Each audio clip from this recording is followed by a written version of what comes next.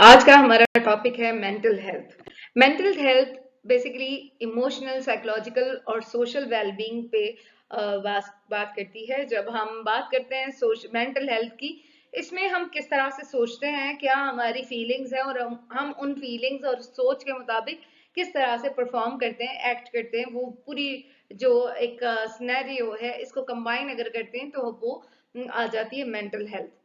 ये हमें क्यों जरूरी है? वो इसलिए जरूरी है कि क्योंकि अगर हम अब स्ट्रेस में हैं, हम किसी को रिलेट करना चाहते हैं, हम कोई अपनी लाइफ के डिसीजन लेते हैं, तो अगर हम मेंटली स्ट्रांग हैं, हम मेंटली हेल्दी हैं, तो हमारा अगर माइंड हेल्दी है तो हम अच्छे डिसीजन ले सकते हैं। हर स्टेज में इसकी जरूरत होती है, बचपन से लेके बुढ़ापे तक, बच्चों को भी बड़ों को भी उनकी मेंटल हेल्थ बहुत ज्यादा इंपॉर्टेंस रखती है कि बच्चे की मेंटल हेल्थ जो है वो स्ट्रांग होनी चाहिए। मेंटल हेल्थ को अगर हम देखें तो मेंटल और हेल्थ दो चीजों पे कंसिस्टेड है।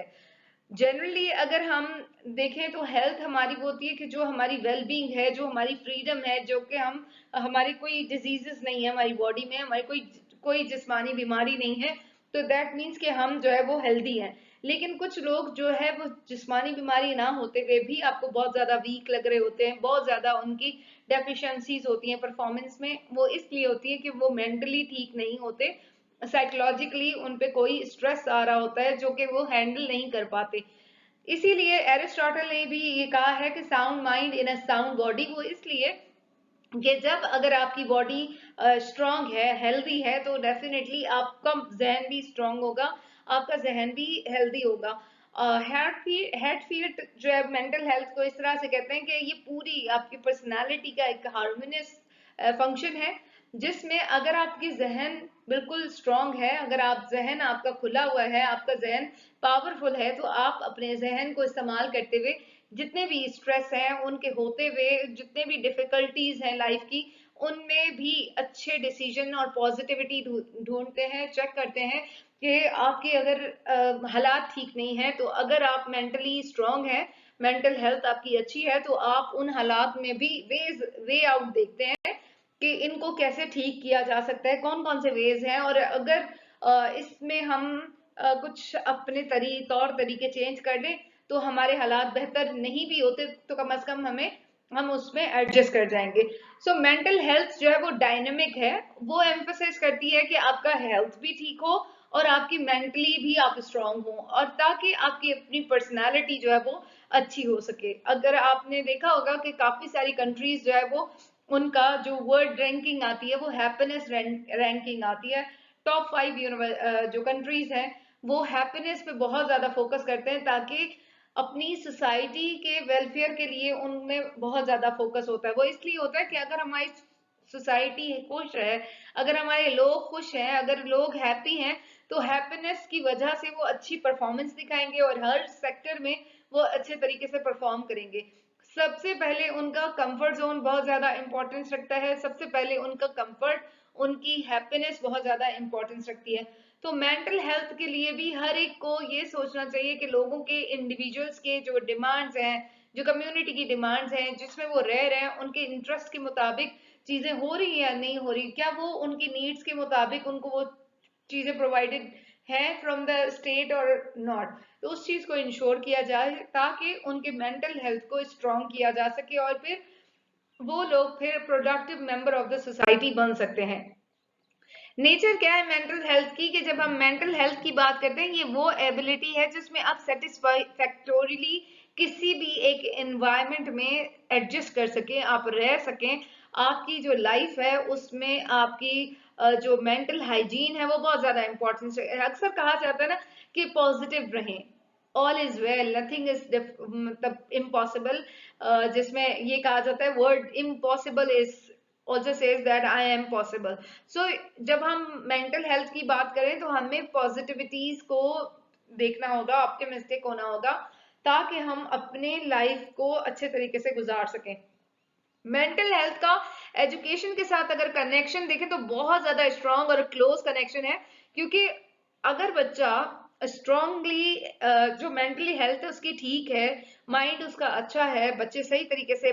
कंसंट्रेट कर पा रहे हैं, मेंटली साइकोलॉजिकली कोई इश्यूज नहीं है उनमें, तो डेफिनेटली वो सही तरीके से सीख पाएंगे। जब वो सीख पाएंगे, कोई भी चीज क्लासरूम में पार्टिसिपेट कर सकेंगे, जब अच्छे तरीके से पार्टिसिपेट करेंगे तो डेफिनेटली उसका आउटपुट भी अच्छा होगा, वो उनकी पर्सनालिटी अच्छी होगी। अक्सर आपने बच्चों को देखा होगा, लोगों को देखा होगा कि वो स्कूल्स डिसाइड करते हैं अपने बच्चों का इस तरह का कि जिसमें बच्चों के जो साइकोलॉजी है, साइकोलॉजी के मुताबिक उनको पढ़ाया जा सके, उनको कॉर्पोरेट पनिशमेंट ना मिले, बल्कि उनको समझाया जाए, सिखाया जाए और पर्सनालिटी ऐसी डेवलप करे कि उनकी ना सिर्फ उनको एजुकेशन की तरफ बल्कि उनको भी दूसरी नॉलेज भी आनी चाहिए और पर्सनालिटी भी उनकी बैलेंस होनी चाहिए। तो वो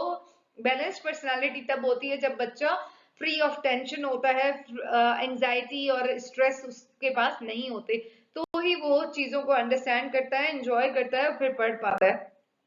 मेंटल हेल्थ का जो अगर किसी भी इंसान के लिए क्राइटेरिया ये है कि वो उसके लिए अडेप्टेबिलिटी और रेजिलेंट माइंड होना चाहिए, ताकि इंडिविजुअल जो है वो अडॉप्ट कर सके कि जो भी चेंजेस आ रही हैं एनवायरनमेंट में, जो भी कंडीशंस हैं उनको सही तरीके से रिसीव कर सके, रिजिड ना हो, उसमें फ्लेक्सिबिलिटी हो। जैसे कि हमारे पास सडनली कोविड के बाद सारी चीजें ऑनलाइन पे शिफ्ट हो गई थी, तो टीचर्स और स्टूडेंट्स का अगर मेंटल हेल्थ ठीक है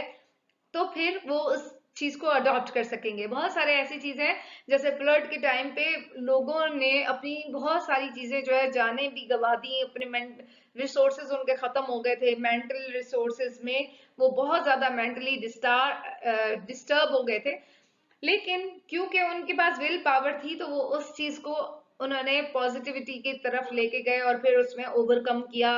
लोगों ने भी उनकी काफी ज्यादा हेल्प की। तो अडेप्टेबिलिटी और रेजिलेंट इन माइंड जो है वो उसको बनाने के लिए मेंटल हेल्थ बहुत ज्यादा इंपॉर्टेंस रखती है। मेंटल हेल्थ आपको सोशली अडेप्टेबल करने के लिए भी हेल्प करती है कि सोशली आप ऑकवर्ड नहीं फील करते। जब आप हेल्दी होते हैं तो आप लोगों के जो सोशल एक्टिविटीज हैं उनमें पार्टिसिपेट करते हैं। पर्सनालिटी डेवलपमेंट के लिए जितने भी कोई एक्शंस हो रहे होते हैं, कोई स्पोर्ट्स हो रहा है तो आप उसमें हेल्प पार्ट लेते हैं ताकि आप स्ट्रेस फ्री लाइफ स्पेंड कर सकें, इमोशनल कोई डिस्टरबेंस ना हो। फिर जो मेंटली हेल्थ पर्सन होता है वो इसलिए भी है कि वो इमोशनली सेटिस्फाइड हो,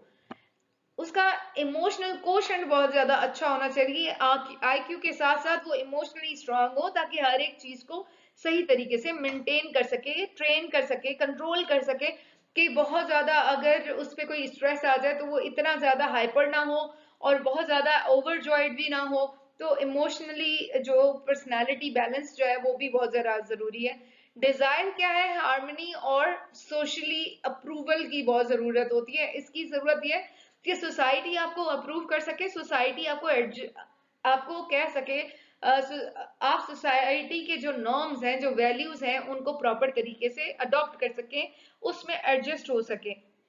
फिर क्राइटेरिया ये भी है कि not into inside into his own conduct, कि वो अपनी मेंटल हेल्थ जो है वो उसकी इतनी अच्छी होनी चाहिए कि जब वो सेल्फ इवेलुएट करे अपने बिहेवियर को तो उसमें से वो देखे कि बायस ना बने, कि जो चीजें उसको बुरी भी लग रही हैं फिर भी वो उसको लेट इट गो करे, बल्कि उसमें से उसको चाहिए कि वो उसको इम्प्रूव करे, एंथुसियास्टिक हो, रीजनेबल हो, कि लो अपनी लाइफ की जुस्तजू रखता हो कि मुझे कुछ काम करना है, मेरी जिंदगी का कोई पर्पस है, मेरी जिंदगी किसी एक चीज के लिए जो है वो वक्फ करे, उसके जो प्रोफेशन है उसके साथ वो डेडिकेटेड हो, डिवोटेड हो, जो भी उसका प्रोफेशन है, कोई भी हो सकता है। टीचर है तो टीचर्स अपने बच्चों के लिए बहुत अच्छे तरीके से परफॉर्म कर सकती हैं ताकि बच्चे जो है अच्छे तरीके से लर्न कर सकें। गुड हेल्थ अगर हैबिट्स हैं,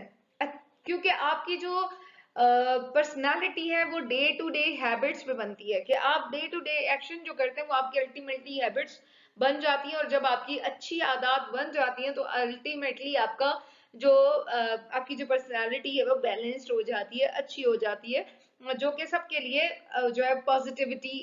का एलिमेंट हो जाती है।